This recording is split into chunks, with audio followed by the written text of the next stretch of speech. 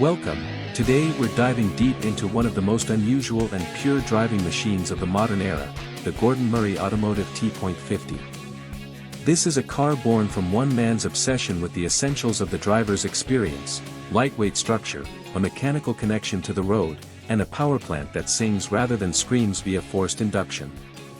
The T.50 is compact, purposeful, and uncompromising. It's designed to be driven by a human who wants to feel everything the car is doing. Let's start with the philosophy, because understanding the thinking clarifies every line and sound. Gordon Murray famously designed the McLaren F1 with purity of driver engagement at its core. With the T.50 he revisits that idea but with modern engineering and razor-thin margins on weight. The result is a supercar that rejects excess mass and electronics as the primary way to create performance. Instead, it relies on a sculpted carbon fiber monocoque, carefully optimized suspension geometry, and mechanical simplicity where possible. The packaging is intimate, low seating, short cockpit, and controls placed with the driver's hands in mind. Visually, the T.50 looks like a machine born to slice the air. Every surface has a purpose. From the front splitter that directs flow under the car to the dramatic underbody and diffuser, the T.50's shapes are born from aero logic rather than styling alone. Then there's the star feature, the 40-centimeter rear fan.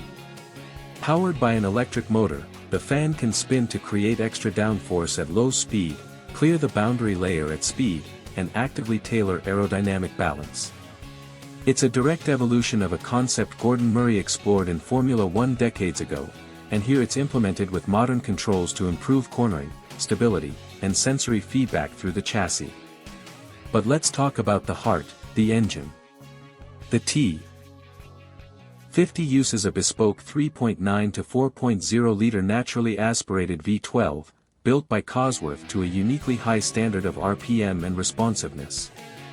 This engine is a masterpiece of packaging and performance, light for a V12, astonishingly revvy, redlining above 12,000 RPM, and tuned to deliver a linear, mechanical response. The noise is part of the experience, a clear, layered V12 wail that builds with engine speed and connects you emotionally to every shift.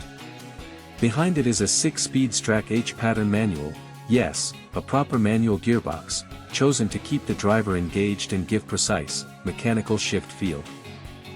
Performance numbers are impressive but not the whole story.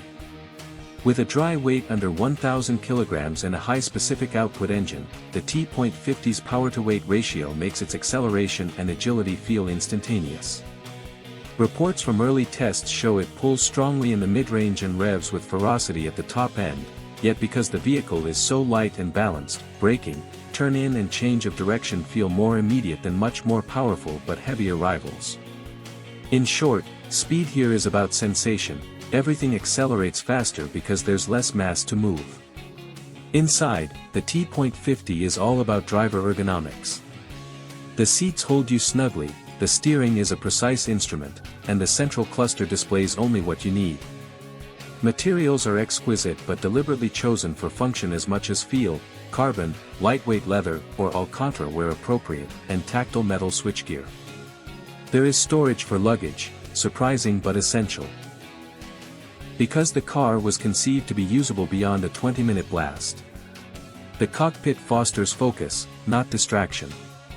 Chassis and suspension work in concert with the aero systems.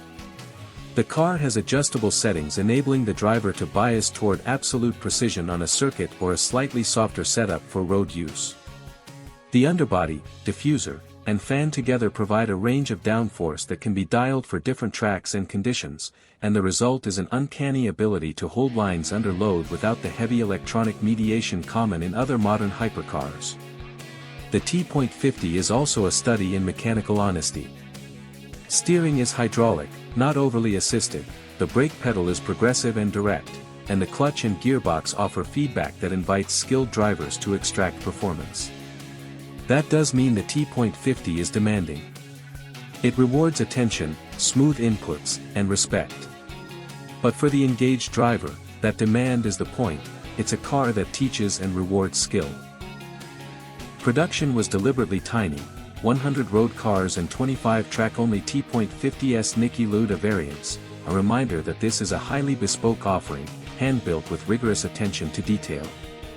Pricing and exclusivity put it in a rarefied category, but for those who value the purest driving sensation, the T.50's value proposition is about the quality of experience rather than headline horsepower figures.